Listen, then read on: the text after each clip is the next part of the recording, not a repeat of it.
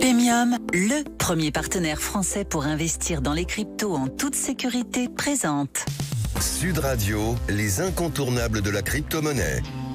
Thomas Binet, Philippe David. Bonjour à tous et bienvenue dans ce nouvel épisode d'Oser Investir, les incontournables de la crypto-monnaie. Je suis accompagné de Thomas Binet et d'Alexandre Stashchenko, directeur de la stratégie chez Paymium. Aujourd'hui, nous allons continuer notre exploration de Bitcoin dans les contextes de répression politique. Absolument, Philippe. On a vu la semaine dernière que Bitcoin était particulièrement utile aux lanceurs d'alerte dans les pays occidentaux.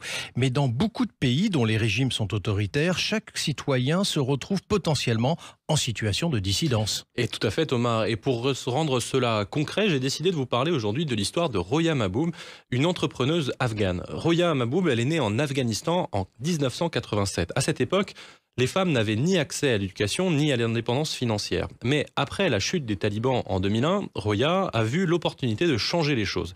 Elle a étudié l'informatique et en 2010, elle a fondé sa propre entreprise technologique, Afghan Citadel Software Company, qui employait principalement des femmes. Mais elle s'est rapidement heurtée à un obstacle majeur, l'accès aux banques. Alors pourquoi cet obstacle alors que son entreprise avait tout pour réussir en fait ? En Afghanistan, les femmes n'avaient tout simplement pas le droit d'ouvrir un compte bancaire sans l'autorisation d'un homme. Roya voulait payer ses employés, mais elle devait transférer l'argent sur les comptes de leur père, de leur mari ou de leur frère. C'était un système inefficace et souvent, les femmes ne voyaient même pas la couleur de cet argent. C'est à ce moment-là qu'elle a découvert Bitcoin en 2013. Alors Bitcoin a donc changé la donne. Absolument. Avec Bitcoin, Roya a pu contourner les restrictions bancaires et payer ses employés directement sur leur portefeuille numérique. Cela leur donnait enfin un contrôle total sur leurs revenus sans avoir besoin de passer par un homme ou une banque.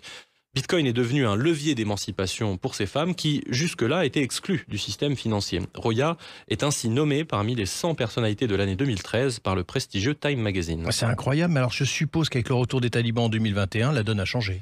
Effectivement, le retour des talibans est évidemment un fait majeur et grave, et surtout pour les femmes afghanes.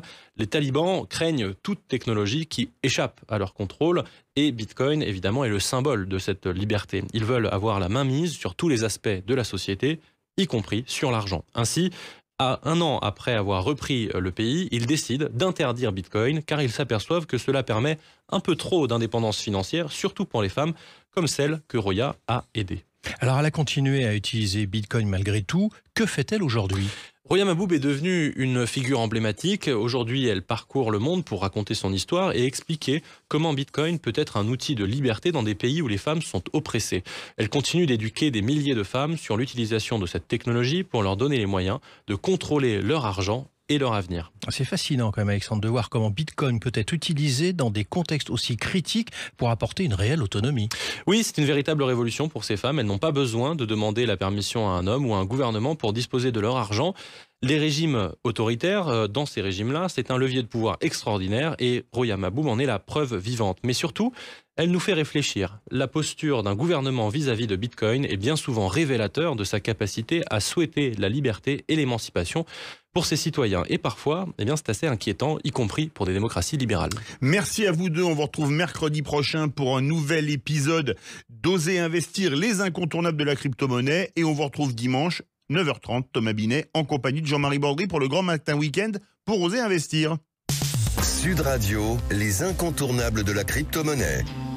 Thomas Binet, Philippe David. avec Paymium, le premier partenaire français pour investir dans les cryptos en toute sécurité.